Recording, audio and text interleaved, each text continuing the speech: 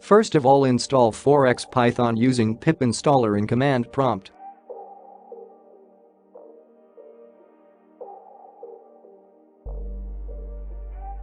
Open your text editor.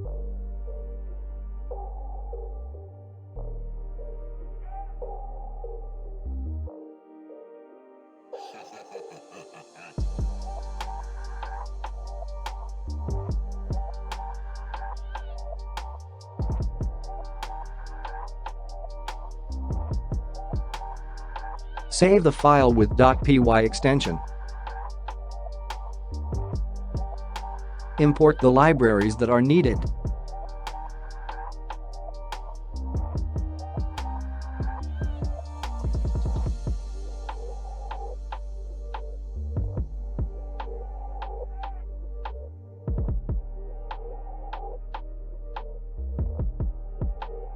Create a function named cur.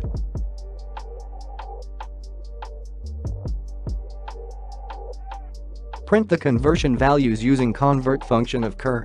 Convert takes 3 parameters.